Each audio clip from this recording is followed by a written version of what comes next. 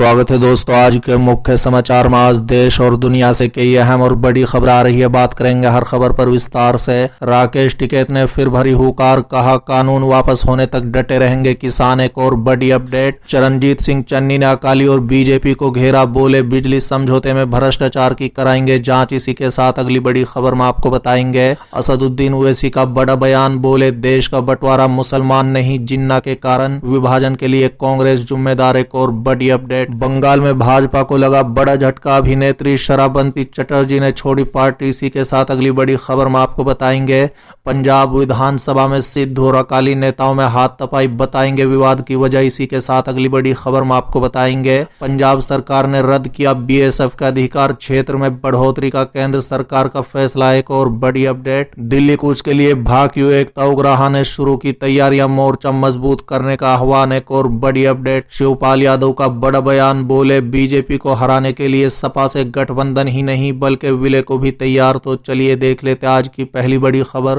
राकेश टिकैत ने फिर भरी हुंकार, कहा कानून वापस होने तक डटे रहेंगे किसान। दरअसल दोस्तों, भारतीय किसान यूनियन के नेता राकेश टिकैत ने बृहस्पतिवार को कहा है कि जब तक केंद्र द्वारा विवादित कृषि कानूनों को निरस्त नहीं किया जाता तब तक किसानों का विरोध प्रदर्शन जारी रहेगा। बता दें कि किसान नेता ने जोर देकर कहा है कि केवल विवादास्पद कानूनों के निरस्त करने से ही विरोध का अंत सुनिश्चित होगा। राकेश टिकैत ने ट्वीट करते हुए कहा है कि जब तक तीनों काले कानूनों की वापसी और न्यूनतम समर्थन मूल्य पर गारंटी कानून नहीं बनता तब तक आंदोलन देश भर में जारी रहेगा। उन्होंने कहा है कि बिल वापसी ही घर वापसी है। भाकियू के राष्ट्र प्रवक्ता ने कहा है कि यह आंदोलन जल जंगल और जमीन की सुरक्षा के लिए है। चलिए अगली खबर, चरणजीत सिंह चन्नी ने अकाली और बीजेपी को घेरा, बोले बिजली समझौते में भ्रष्टाचार की कराएंगे जांच। दरअसल दोस्तों, पंजाब विधानसभा सेशन के दूसरे दिन सीएम चरणजीत सिंह चन्नी ने शिरोमणि अकाली दल पर जमकर हमला बोला। अपने भाषण के दौरान चरणजीत चन्नी ने अकाली सरकार पर बिजली खरीद समझौते में भ्रष्टाचार के गंभीर आरोप लगाए। इसके साथ ही सीएम चन्नी ने ऐलान किया है कि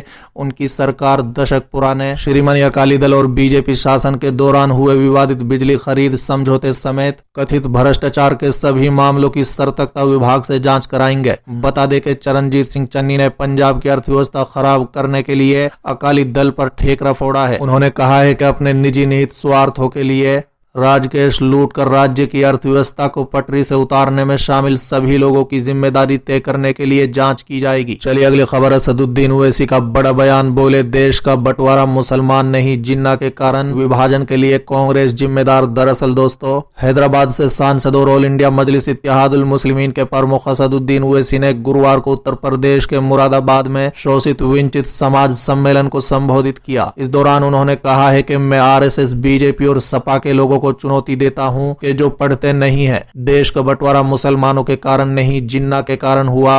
उस समय केवल वही मुसलमान वोट कर सकते थे जो प्रभावशाली नवाब या डिग्री धारक थे। ओवैसी ने कहा है कि विभाजन के लिए कांग्रेस और उस समय के नेता जिम्मेदार थे। साथ ही असदुद्दीन ओवैसी ने कासगंज में पुलिस हिरासत में युवक की मौत मामले में कहा है कि कासगंज की घटना आपके सामने है। चलिए अगली खबर, बंगाल में भाजपा को लगा बड़ा झटका, अभिनेत्री शराबंती चटर्जी ने छोड़ी पार्टी। दरअसल दोस्तों, पश्चिम बंगाल में भारतीय जनता पार्टी को एक बार फिर तगड़ा झटका लगा है। बता दें कि अभिनेत्री शराबंती चटर्जी ने भाजपा छोड़ दी है। विधानसभा चुनाव से पहले भाजपा में शामिल होने वाली अभिनेत्री शराबंती चटर्जी ने गुरुवार को पार्टी छोड़ दी। बता दें कि वो राज्य विधानसभा चुनाव में तृणमूल कांग्रेस के दिग्गज उम्मीदवार पार्थ चटर्जी के खिलाफ मैदान में उतरी थी, जिसमें उन्हें हार का सामना करना पड़ा था। बता दें कि अभिनेत्री ने पश्चिम बंगाल के लिए काम करने में भारतीय जनता पार्टी को गंभीर नहीं होने का हवाला देते हुए अपने इस्तीफे की घोषणा की है। बता दें कि जोरदार प्रचार के बाद भी राज्य में ममता बनर्जी को सत्ता से बेदखल करने में उसकी विफलता के बाद से ही चटर्जी भाजपा से दूरी बनाकर रह रही थी। चलिए अगली खबर, पंजाब विधानसभा में सिद्धू और अकाली नेताओं में हाथापाई, बताएंगे विवाद की वजह। दरअसल दोस्तों, कांग्रेस में जारी घमासान की वजह से पंजाब लंबे समय से सुर्खियों में बना हुआ है,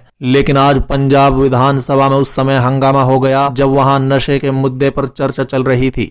बता दें कि इस बीच पंजाब कांग्रेस अध्यक्ष नवजोत सिंह सिद्धू अकाली दल के नेताओं में झड़प हो गई। बताया जा रहा है कि दोनों पक्षों के बीच नौबत हाथापाई तक आ गई। हालांकि दोनों पक्ष किस बात पर आमने सामने आए, इस बात की अभी भी जानकारी नहीं लग पाई है। जानकारी के अनुसार पंजाब विधानसभा में नशे के मुद्दे पर जब पंजाब के मुख्यमंत्री चरणजीत सिंह चन्नी ने अकाली दल को नशे से जुड़े हुए बताया, तब नौबत हाथापाई पर पहुंच गई। इसी बीच नवजोत सिंह सिद्धू ने कहा है कि जो भी आज विधानसभा में हुआ वो सब प्लान था। उन्होंने कहा है कि जो सरकार काम कर रही है उससे ही विरोधी चिढ़े हुए हैं। सिद्धू ने कहा है कि जो घोषणाएं आज सरकार द्वारा की जा रही हैं वो अगले 5 साल के लिए हैं।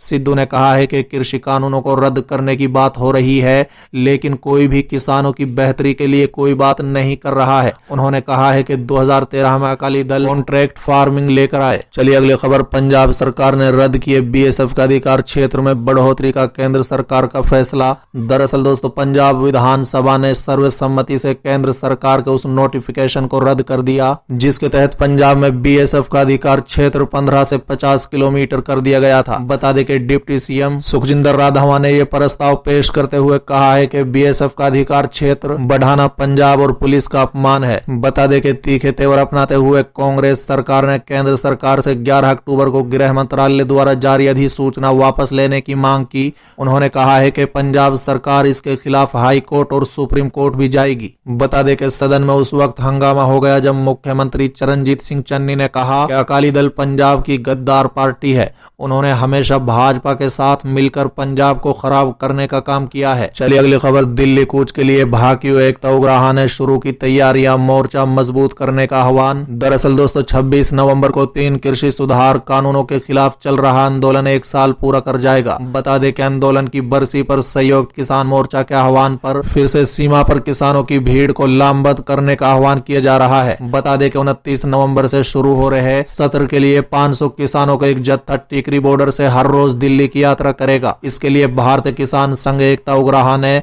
अभी से तैयारियां शुरू कर दी हैं। बता दें कि उग्राह समूह की गिनती टीकरी बॉर्डर के बड़े समूह में होती है। उनकी ओर से टीकरी बॉर्डर से अलग बाईपास से सटे ऑटो बाजार में शुरू से बैठक चल रही है। ऐसे में उग्राह समूह ने दिल्ली मोर्चा का आह्वान कर दिया है।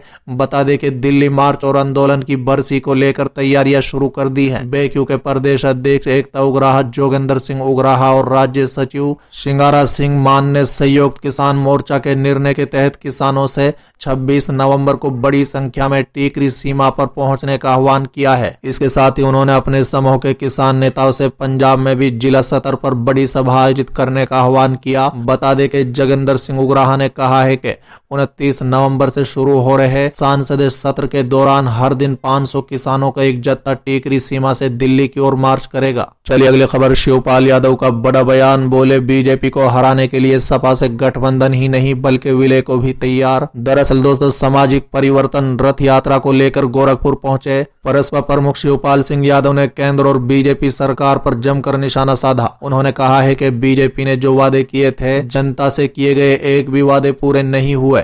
उन्होंने कहा है कि काला धन वापस नहीं ला पाए, नोटबंदी और जीएसटी से जनता को कोई फायदा नहीं हुआ। बीजेपी के शासनकाल में महंगाई चरम पर पहुंच गई है। शिवपाल ने कहा है कि बीजेपी को हटाने के लिए किसी भी तरह का समझौता कर सकते हैं। अखिलेश यादव कहेंगे तो सपा में गठबंधन ही नहीं बल्कि विलय को भी तैयार हैं।